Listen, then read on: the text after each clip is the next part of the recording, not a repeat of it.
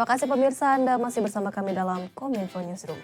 Dalam tinjauan pelaksanaan program Migo Rakyat, Mendak Muhammad Lutfi mengatakan program tersebut sudah tersebar di 1.200 titik di Jawa dan Sumatera dan akan diperluas ke 10.000 titik di seluruh Indonesia. Menteri Perdagangan Muhammad Lutfi didampingi Direktur Jenderal Perdagangan Dalam Negeri Oke Nurwan meninjau implementasi program minyak goreng rakyat di kawasan Jawa Timur. Adapun program Migo Rakyat telah dilakukan sejak sebelum Lebaran. Program ini sudah tersebar di 1.200 titik di Jawa dan Sumatera dan akan diperluas ke 10.000 titik di seluruh Indonesia pada tahap pertama. Melalui aplikasi digital yang disiapkan pemerintah, masyarakat diklaim bisa langsung mendapatkan minyak goreng curah. Adapun program Migo Rakyat tersebut hanya diperuntukkan bagi toko atau retail tradisional di kawasan padat permukiman dan titik pasarnya akan ditentukan oleh Kementerian Perdagangan.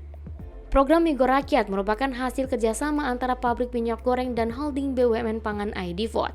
Pemerintah akan berfokus pada ketersediaan dan keterjangkauan minyak goreng sampai harga dan pasokan yang stabil.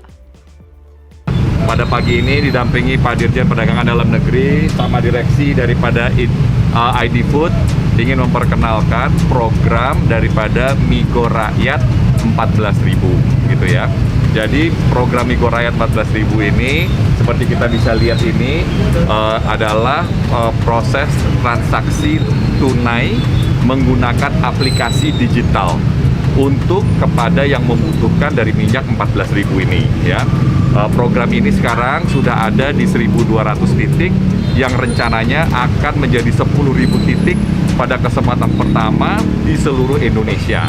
Nah, mudah-mudahan dengan aplikasi teknologi digital ini kepada yang membutuhkan bisa langsung mendapatkan minyak goreng yang dibutuhkan. Ini adalah program untuk ketersediaan dan keterjangkauan daripada minyak goreng untuk dari inisiasi pemerintah.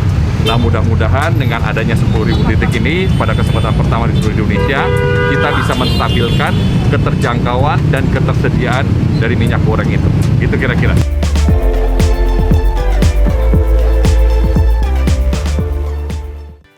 Kita beralih ke informasi lainnya pemirsa, akselerasi transformasi digital di Indonesia perlu didorong dan didukung dengan ketersediaan sumber daya manusia digital yang mumpuni.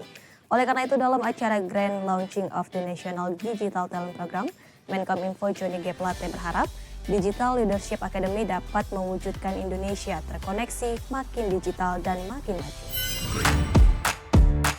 Perjalanan panjang Digital Talent Scholarship sebagai beasiswa pelatihan intensif bidang digital adalah bukti nyata Indonesia untuk bertransformasi secara digital. Tahun 2022 merupakan tahun kelima pelatihan ini diselenggarakan untuk dapat dimanfaatkan oleh seluruh lapisan masyarakat Indonesia. Menkominfo Johnny G. Plate menyatakan, tahun ini Kementerian Kominfo melibatkan mitra perguruan tinggi seperti National University of Singapore, Tsinghua University, Harvard University, University of Oxford, Cornell University, Imperial College London, Massachusetts Institute of Technology, dan University of Cambridge, serta mitra Amazon Web Service. Adapun tema yang diusung dalam program Digital Leadership Academy antara lain keamanan siber, kecerdasan buatan, komputasi awan, dan programming yang terbagi dalam 7 akademi, diantaranya Vocational School Graduate Academy, Thematic Academy, Professional Academy, Government Transformation Academy, Digital Entrepreneurship Academy, Digital Leadership Academy, dan Talent Scouting Academy. Menkominfo berharap dengan Grand Launching of the National Digital Talent Program, a momentous milestone to scoring stellar digital talents ini dapat mewujudkan Indonesia terkoneksi, makin digital dan makin maju. Program pengembangan talenta digital nasional adalah program besar yang membutuhkan kolaborasi lintas lembaga. Mari kita jadikan momentum Grand Launching of the National Digital Talent Program 2022 sebagai spirit bersama untuk bersinergi dalam mencetak talenta digital unggul menuju Indonesia terkoneksi, makin digital, makin maju. Sidang kedua Digital Economy Working Group G20 akan melanjutkan pembahasan dari pertemuan sebelumnya. Menteri Komunikasi dan Informatika Johnny G. Plate mengharapkan delegasi negara anggota G20 untuk dapat bertukar perspektif tentang 3 isu prioritas DEWG. Menkominfo menekankan arti penting mengatasi kesenjangan digital dengan membangun konektivitas digital atau infrastruktur telekomunikasi.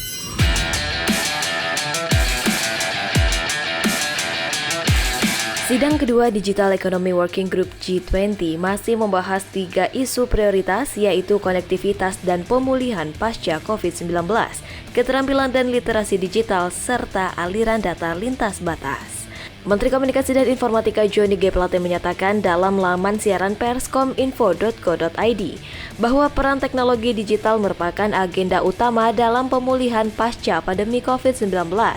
Namun menurut data International Telecommunication Union tahun 2021, masih adanya kesenjangan digital pada penduduk dunia, di mana terdapat 2,9 miliar orang yang belum pernah menggunakan internet.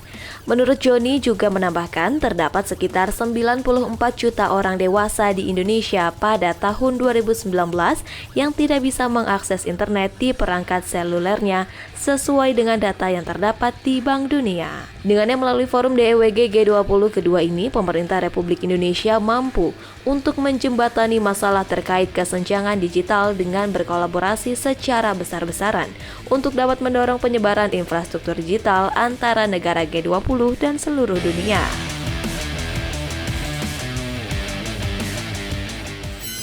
Dirjen IKP Kominfo, Usman Kansong, menyampaikan persepsi, visi, dan misi bahwa komunikasi publik ke mancanegara menjadi hal penting karena presidensi G20 Indonesia merupakan bagian dari nation branding di dunia.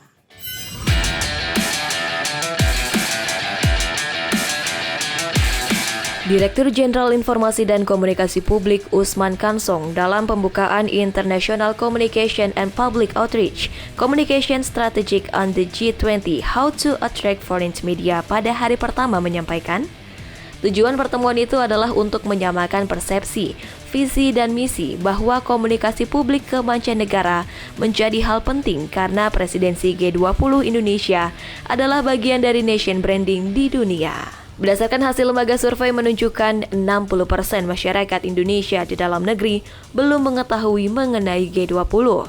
Ini merupakan pekerjaan besar untuk lebih memasifkan kembali komunikasi publik di dalam negeri. Dirjen IKP Kominfo menekankan jika di dalam negeri masih bekerja keras, menarik perhatian masyarakat internasional melalui media massa pun harus memiliki strategi tersendiri, seperti melakukan media briefing serta membuat peliputan G20 dan press release menggunakan bahasa Inggris seperti Side Event Working Group. Berbagai strategi tersebut dapat diterapkan dan perlu disusun agar lebih strategis sehingga yang ingin dicapai bukan hanya tersiar di dalam negeri namun juga tersiar internasional. Nah, selain itu saya kira yang penting juga kita lakukan adalah komunikasi sosial, dalam arti berkomunikasi langsung dengan masyarakat internasional, dan ini bisa dilakukan oleh perwakilan kita di negara-negara lain. Katakanlah misalnya dengan berkomunikasi, membuat event tertentu buat universitas, masyarakat akademik di negara masing-masing.